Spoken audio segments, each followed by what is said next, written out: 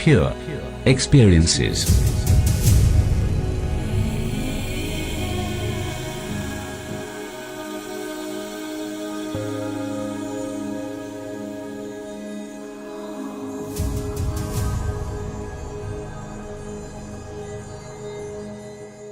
It appears that consciousness cycles through states, but consciousness is changeless. It's the mind that changes state. We explore various states of mind here. All of them are highly interesting and educating. Consciousness versus mind. Before we jump to the topic, let's clear up some confusions around the words consciousness and mind. There is a tendency to confuse the two, probably because in West, the word mind is sometimes taken as a synonym of consciousness, or consciousness is taken as a property of mind. Even the word mind has many interpretations ranging from mind is brain to mind is existence. The abuse of these words is too common. So we have sentences such as, I was not conscious, or my awareness was dim and now it's sharp and bright. Or, I practiced to grow consciousness, to be more conscious, etc. Such sentences arise from the misunderstanding that consciousness is an entity that resides in the body and goes through states or has amounts. If you are a regular reader of this blog, or are on a path of knowledge, you will slap your forehead when you see the widespread confusion on this word. So to be clear, mind is not the same thing as consciousness. Mind is an object that occurs in consciousness. It is seen, it is experienced. It's a collection of processes, thoughts, memories, imagination, emotions, perceptions, intentions, desires, and all that mental stuff. Mind is not same as brain also. Brain is also an object that occurs in consciousness. Mind is non-physical, because it is perceived directly, and brain is physical because it is perceived via senses. Consciousness is a self, with capital S, the silent witness and background of everything, of every experience. It is not a thing, not physical, not non-physical, not a process, nor any emergent property of anything. It has no qualities, and it is empty and pure. All other stuff is just contents in consciousness. So body, world, brains, minds and everything happen on the screen of consciousness. In other words, consciousness itself becomes these things, which are seen as a temporary illusion. It is unchanging, always the same eternally. It has no states of mind. So why do our experience seemingly has high, low, wide, narrow kinds of experiences? That's because mind has states. It goes through all kinds of processes and statuses. If you are identified with mind, you will take its states as your own. That's just ignorance, and it's easy to clear. Just as when there is anger, you say, I'm angry, instead of, my mind is reacting with anger now, or, there is an experience of anger. This shows identification with mind and mental states. You are not angry, you are a witness of the state of anger your mind is in, you are consciousness. Drop that identification and it will be crystal clear. Once you see that, you will hesitate to say, I was sleeping, or I was unconscious, because now you know the I is unchanging, only the contents are changing. In this article we focus on the changes in mind. Please note that we are talking about human mind, not about universal mind. Universal mind also has states, and must have them, as it is impermanent too, but that is something beyond the scope of this article. 1. Waking. This is the most common state we find the mind in. Note that you are never in a waking state, your mind is in that state, and you are merely witnessing it. We are going to be precise. Consciousness, self, is always in a waking state, but as we now know, that's not very precise. It has no state, not even one. Forget about using the word state with consciousness, it's not applicable here. So what's this waking state? Obviously, it is characterized by a more or less functioning brain, active senses, presence of coherent thoughts, purposeful and intelligent behavior, etc. The body is in control of the person, and its actions are intentional. There is also some degree of control over thoughts and desires or impulses, and they do not result in instant action. We perceive external objects clearly, recognize them clearly, and memory operates reasonably well. This enables proper functioning in the physical world.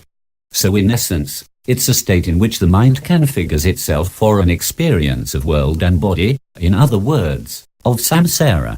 As you must have guessed, this state is a tiny part of our whole mental existence. It enables the human experience we call life.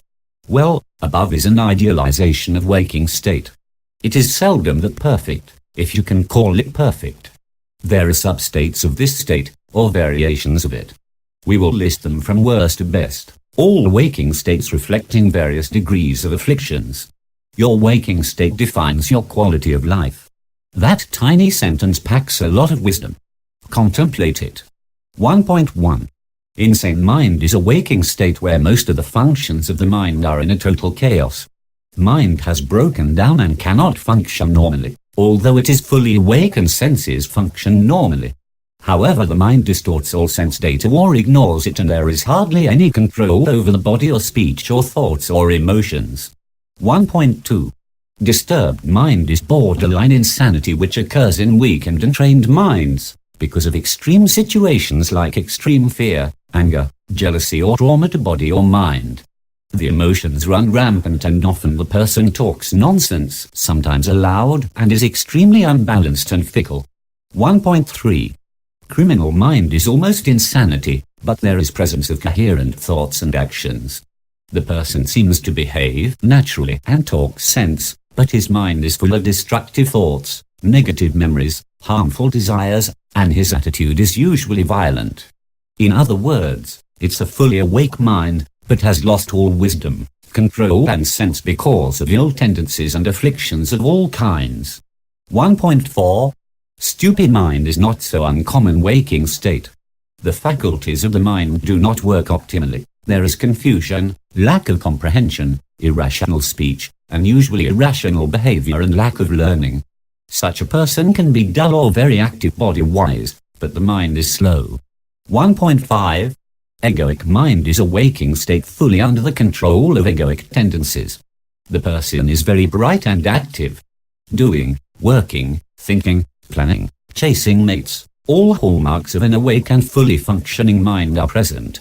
Only that, whatever he does or thinks is merely survival-related. Such a state is very fickle, automatic, mechanical, and is often called a monkey mind. It's never steady. Emotions dominate the thinking and overcome logical thoughts.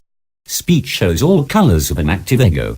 It's safe to say that majority of humanity stays in this waking state in their waking hours. 1.6. Shifty mind happens when a person shifts randomly from a rational or peaceful state of mind to any of the above-mentioned states. A newbie meditator knows this state best. There is peace and intelligence for a few minutes and then the state shifts back to some messy state. 1.7. Rational mind is a waking state dominated by rational and logical thought.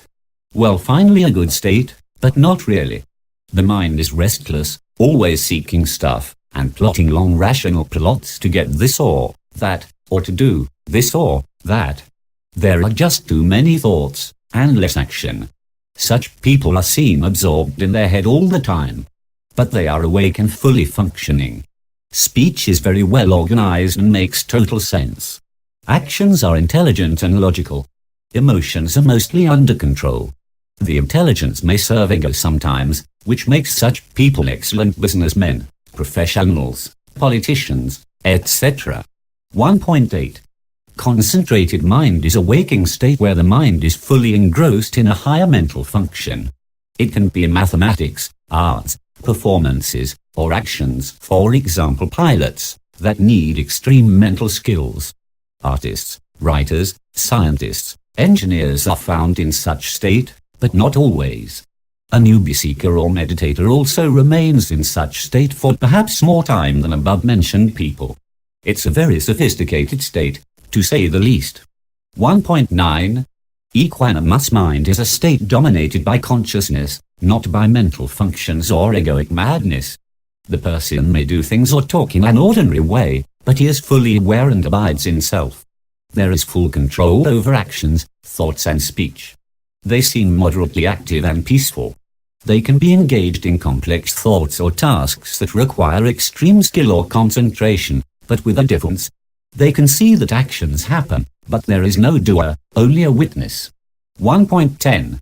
Absorbed mind is a waking state where the mind surrenders itself totally and is fully introverted towards the self. There is no action, very few thoughts, and no speech.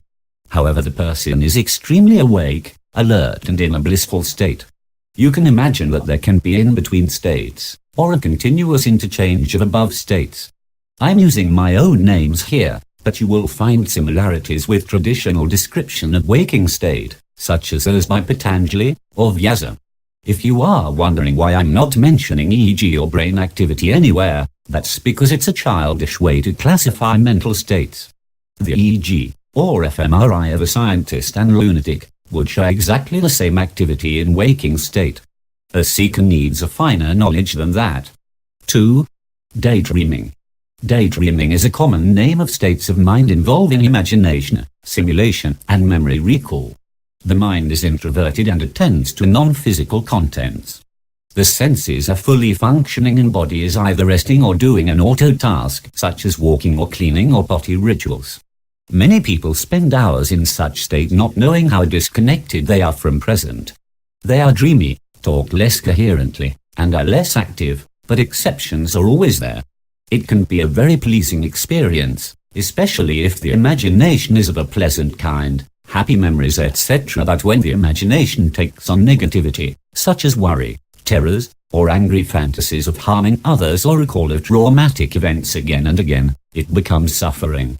The only way to come out of it is to bring the mind back into awareness. Be very aware even if you are daydreaming or recalling. In extreme cases, this state causes hallucinations, especially when the person has an afflicted waking state. On the other hand, it is possible to get some information out of universal mind for some talented people when they are in this state. 3. Dreaming. In this state, the body is relaxed and inactive. Senses are diminished or bypassed, but still active. The mind is engaged with purely non-physical contents. It creates whole worlds, people, events and experiences out of nothing but imagination, memories and randomness. The perception is less defined. There are mocked-up senses of sight and sound, and a very rudimentary body, which appears or disappears on need basis. The perceived environment is completely volatile, and has a very rough storyline to it. The memory is active, as one can recall things in a dream, and some content gets impressed onto it. But as one comes out of this state, the memory of it starts fading. This shows that dreams go into a buffer memory, and if not transferred to the main memory, their recall becomes almost impossible. There are two substates of dreaming state, hypnagogic state and hypnopompic state. These are transitional borderline states between waking and dreaming. Non-physical explorers use them for launching into non-physical worlds.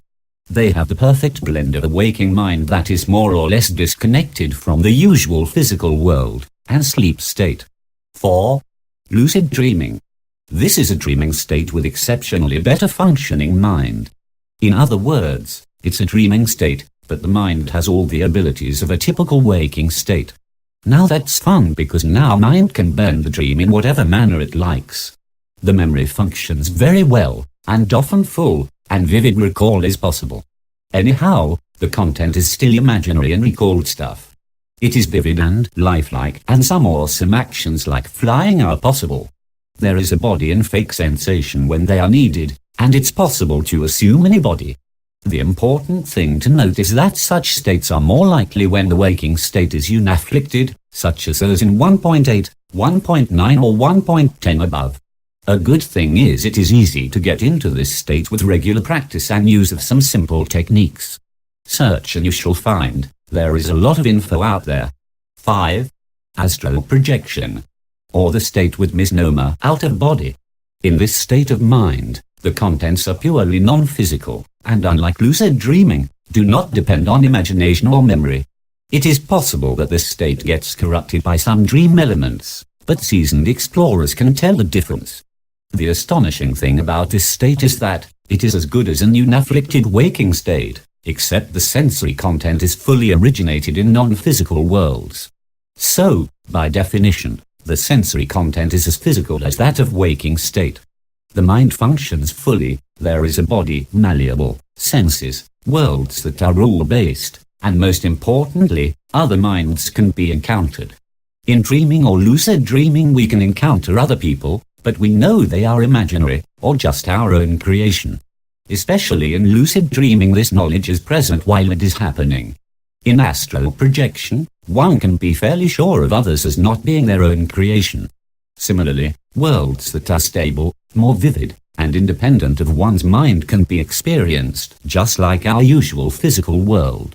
So where is the fun if it's just like normal waking state? Well, there is a difference. There is almost no limit to what one can do or experience in that state.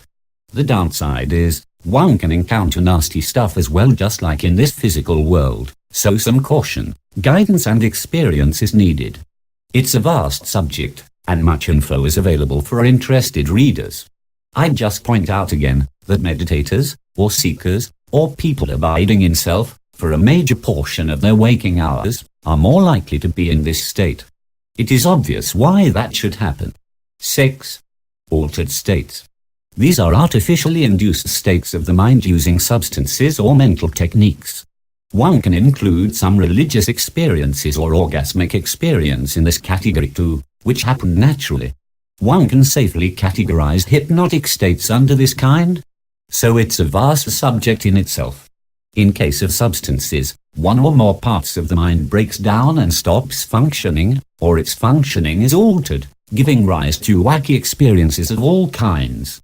Sometimes the barriers that separate human mind from universal mind break down, and the person gets a glimpse of what lies beyond mind.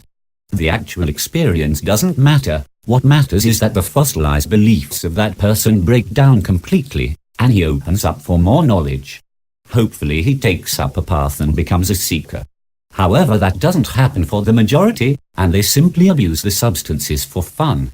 Eventually the substances break down most of the mind and brain/body, and the person enters afflicted states of mind in waking hours. That's hardly any progress.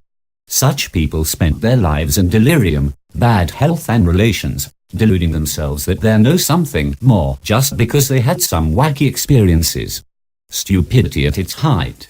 Substances, or medicine, however, are accepted as a valid technique in some traditions, including yoga, so I do not totally discourage that, but be wise, do not get addicted, and best, do not take up that path at all. 7. Light sleep. It's a state in between deep sleep and dreaming, lucid dreaming or projecting. The mind is partially active, except senses are functioning reasonably well. So for example, even the slightest sound or light change wakes us up. There is a tiny bit of perception of body state, and mental chatter or barrage of desires and intentions that go on. However, the body is inactive and is completely relaxed. There is a faint memory imprint of this state, and that's how we can say that we were sleeping. It fades very quickly because the contents are next to nothing. Some people may argue that this state is non-existent. Perhaps I'm making it up. Maybe, but I'm just recording my own experience. It is possible that some people don't experience light sleep or have no recall of it at all. I can't find any EEG signature for this state, but then I never looked thoroughly for it. We all know some people who are light sleepers and they are always found complaining that they didn't sleep well. We get such situations when we are tense, stressed, or sick. The sleep feels just like drowsiness, not like sleep. 8. Deep sleep. It's the most boring and most interesting state of the mind. Boring because there is absolutely no content in this state, and interesting because it's the most blissful state of mind and people like to debate it a lot. This state is the reason why sleeping is a pleasant activity, if you can call it an act.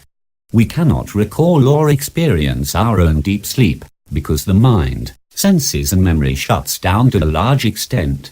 We can externally observe others in deep sleep and can arrive at some conclusions. An interesting conclusion is that the world doesn't disappear for others and the mind and brain of the sleeper is still active, but not in the same way as that of waking or dreaming states. We can note that a deep sleeper does not wake up easily.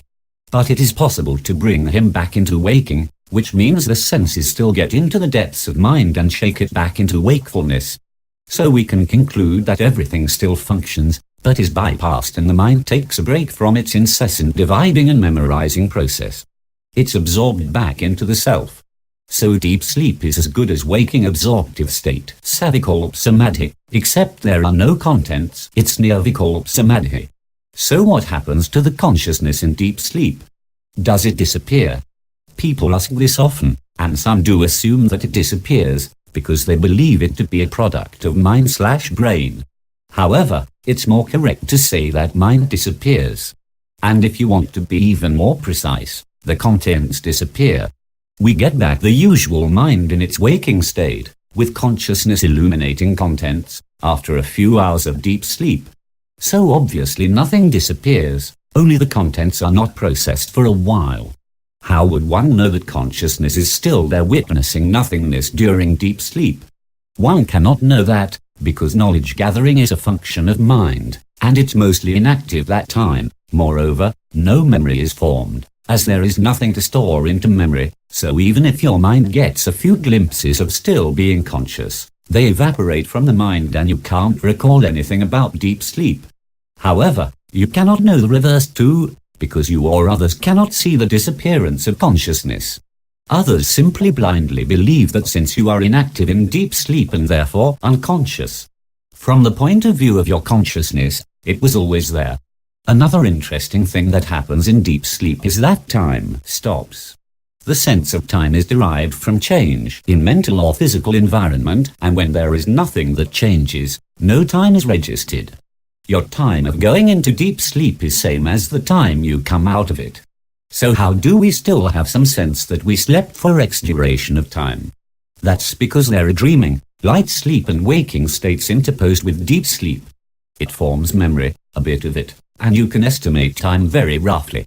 9. Anesthesia. General anesthesia is yet another interesting state that is artificially induced.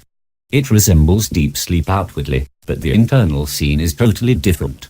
Well, we don't really know what the internal scene looks like, but we can infer a few things. The mind stops almost completely, except the most vital functions. The main difference when compared to deep sleep is that one cannot wake up the person under anesthesia by any means. He wakes up only after the anesthetic substance is filtered out of the body by bodily processes. So obviously it has advantages, like one cannot feel pain, cannot move, cannot remember anything at all, and so this state is ideal for medical surgeries.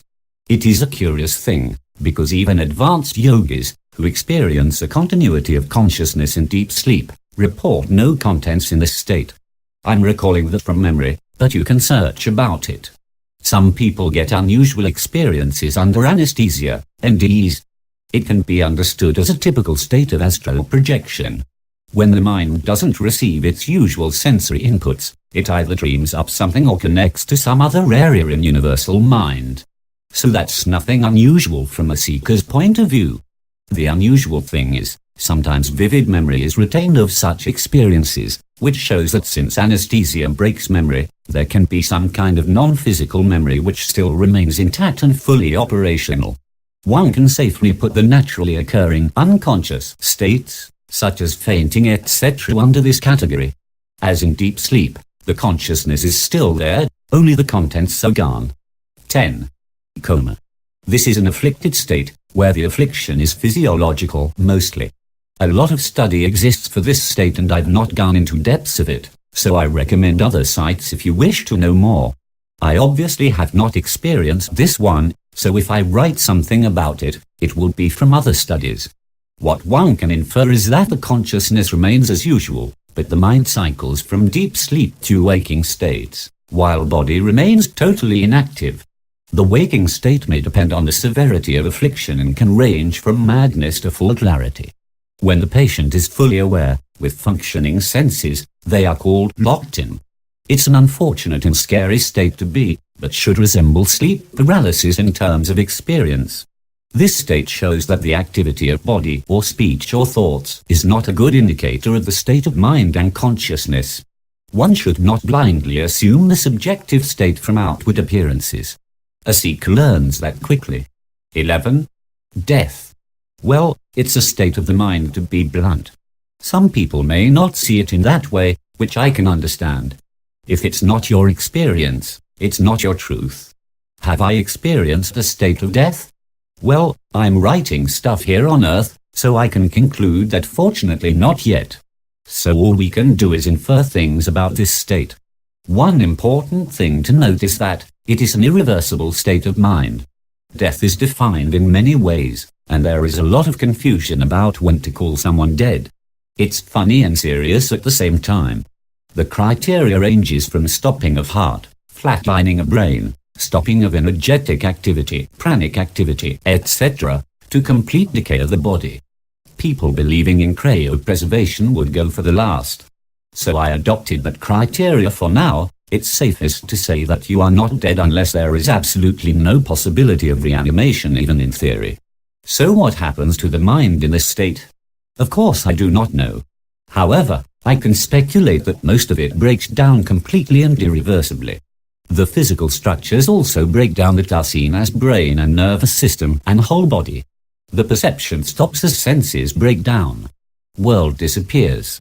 Anything that relates to the world or body is gone permanently, including some memories. There is no evidence that the deep non-physical structures also break down. So there is a possibility that some boundaries still remain intact and the mind does not completely merge with the universal mind of which it is a part. Those who have direct experiences will concur, and those who do not have them should experiment. But no, do not experiment with ways to die, you may end up dead. We have discussed death in a lot of detail previously, with all the arguments and stuff, so please read those articles. The beliefs about death range from simple errors to ridiculous fantasies. It's a fun read.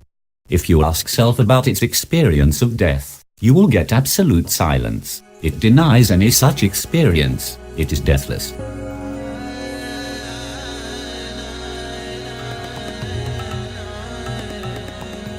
Pure experiences.